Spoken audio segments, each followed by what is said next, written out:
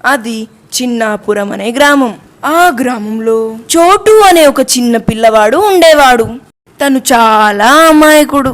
పాపం చోటు వాళ్ళ నాన్న చిన్నప్పుడే చనిపోయాడు. అప్పటి నుంచి వాళ్ళమ్మే తనని జాగ్రత్తగా చూసుకుంటుంది. వాళ్ళమ్మకి మ్యాంగో జ్యూస్ బండి ఉండేది. అమ్మా మ్యాంగో జ్యూస్, అమ్మా మ్యాంగో జ్యూస్, చల్లనిదమ్మా చల్లనిది, కేవలం 5 రూపాయలు మాత్రమే, రండమ్మా రండి. పాపం తనకు ఏమాత్రం గిరాకీ ఉండేది కాదు. ఆ జ్యూస్ బండిని ఎవరు పట్టించుకునేవారు కాదు. రోజుకి ఒక 10 గ్లాసులు మాత్రమే అమ్ముడుపోయేవి. మ్యాంగో జ్యూస్ అమ్మా మ్యాంగో జ్యూస్, రండి రారండి. ఓ అమ్మాయి, ఓ గ్లాస్ మ్యాంగో జ్యూస్ ఇవ్వమ్మా, గొంతు ఎండిపోతుంది. ఆంటీ ఇస్తున్నాను, ఐసా వితౌట్ ఐసా? ముందు ఏదో ఒకటి ఇవ్వమ్మా, గొంతు ఎండిపోతుంది. అబ్బా, నాన్న చోటు, గిరాకీ ఏమాత్రం ఉండట్లేదురా. నిన్ను ఈ సంవత్సరమైనా బళ్ళో చేర్పిద్దామంటే డబ్బులు ఏమాత్రం లేవురా నాన్న. మనకి కష్టం ఎప్పుడు తప్పుతుందో ఏమో. నీకు నేను ఉన్నా కదమ్మా, నువ్వేం బాధపడకమ్మా, అన్నీ అవే సర్దుకుంటాయి. సరే అమ్మా, నేను సంతకు వెళ్ళి మామిడి పండ్లు తీసుకొస్తాను. సంతకు వెళ్ళి తిరిగి వస్తుండగా దారిలో ఓ కోతి పడి ఉంటుంది. జాలిపడి పైకి లేపుతాడు.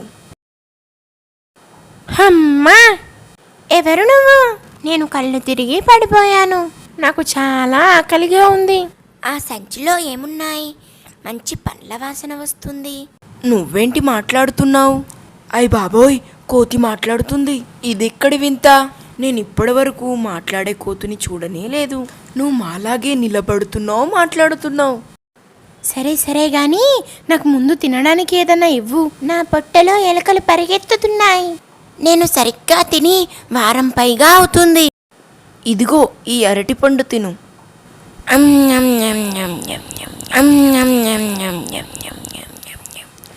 అబ్బా, నీకు నేను రుణపడుంటాను మిత్రమా. నువ్వు నా ఆకలిని తీర్చావు. నీకేమైనా సాయం కావాలంటే చెప్పు, నేను సాయం చేస్తాను. నాకు ఏమొద్దులే కానీ ముందు నువ్వు అడవిలోకి వెళ్ళిపో. నిన్ను ఎవరైనా చూస్తే మాట్లాడే కోతి అని నిన్నెవరైనా అమ్మేస్తారు. ముందు మీ అమ్మ నాన్న దగ్గరికి వెళ్ళు. మా అమ్మ నాన్న రోడ్ యాక్సిడెంట్లో చనిపోయారు. వేగంగా వస్తున్న కారు మా అమ్మ నాన్నను గుద్దింది. నాకు ఇప్పుడు ఎవరూ లేరు. అయ్యో అవునా? సరే అయితే నువ్వు నాతో పాటే ఇంటికి రా. నిన్ను బాగా చూసుకుంటాం. నీకు సరిపడా తిండి పెడతాము. నువ్వేం భయపడకు కోతి మిత్రమా. అలా చోటు తనతో పాటు కోతిని తన ఇంటికి తీసుకెళ్తాడు. అమ్మో కోతి, కోతి ఎక్కడి నుంచి తెచ్చావురా? చూడడానికి వింతగా ఉంది, తిన్నగా నడుస్తుంది. ఇదెక్కడి నుంచి తెచ్చావురా? అమ్మా, పాపం మీ కోతి దారిలో పడి ఉంది. పాపం వీళ్ళమ్మ నాన్న రోడ్ యాక్సిడెంట్లో చనిపోయారంట. పాపం తనకిప్పుడు ఎవరూ లేరు. అందుకే ఇంటికి తీసుకొచ్చానమ్మా. అమ్మా, నేను మీ ఇంట్లో చక్కగా ఉంటాను. మీరే పని చెప్పినా చేస్తాను. నేనేం అల్లరి చెయ్యను. అడవికి వెళ్దామంటే క్రూర జంతువులు ఉంటాయని భయం వేస్తుందమ్మా. నాకు మళ్ళీ ఆకలి వేస్తుందమ్మా. అరే, ఈ కోతి మాట్లాడుతుందే, చాలా వింతగా ఉంది. నేను ఇప్పటి వరకు ఇలాంటి కోతిని చూడనే లేదు. సరే, ఆకలి అవుతుందన్నావు కదా, పద పండ్లు తిందు కానీ.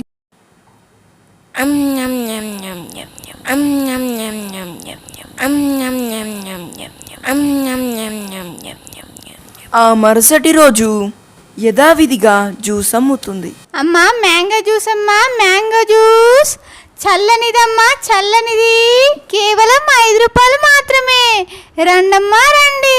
మ్యాంగో జ్యూస్ అమ్మా మ్యాంగో జ్యూస్, రండి రారండి. నాన్న చోటు, జ్యూస్ ఏమాత్రం అమ్ముడు పోవట్లేదురా. ఉన్న పనులన్నీ రోజు రోజుకి పాడవుతున్నాయి. నాకేం చేయాలో తోచట్లేదురా. ఇలా అయితే మనం ఎలా బ్రతకాలిరా? అమ్మా, మీరేం బాధపడకండి. నా దగ్గర ఒక మంచి ఉపాయం ఉంది. రేపటి నుంచి చూడు. ఆ మరుసటి రోజు ఉదయం కోతి ఎంతో తెలివిగా, రండి బాబు రండి, కోతి చేసే విన్యాసాల్ని చూడండి. చూడండమ్మా, కోతి నెత్తి మీద మ్యాంగో జ్యూస్ పెట్టుకొని ఎలా ఆడుతుందో చూడండమ్మా. రండమ్మా రండి, తాగండి, ఆస్వాదించండి. ఆ కోతి చేసే విన్యాసాలు చూసి జనాలందరూ గుంపు కూడతారు. చూసి ఆశ్చర్యపోతారు. అరే వా, కోతి ఏంటి భలే ఆడుతుంది. ఆ మ్యాంగో జ్యూస్ అలా కింద పడకుండా ఎలా ఉందబ్బా. భలే విచిత్రంగా చేస్తుందే. దాంతో అందరూ ఎగబడి మ్యాంగో జ్యూస్లని కొంటారు. అమ్మా, మాకు గ్లాస్ మ్యాంగో జ్యూస్ అమ్మా మేము ముందు వచ్చామమ్మా, మాకు కూడా గ్లాస్ కావాలి. గ్లాస్ మాకు 5 గ్లాసులు కావాలి. జ్యూస్ చాలా బాగుంది.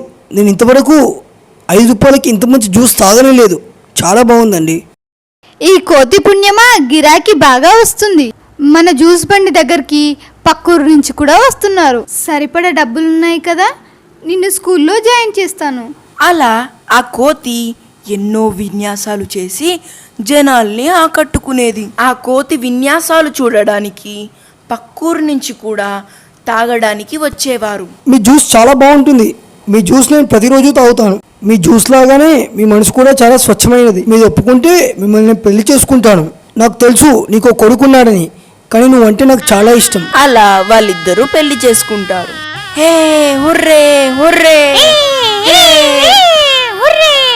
అలా వాళ్ళిద్దరూ ఎంతో కష్టపడి వాళ్ళ కొడుకుని చదివిస్తారు.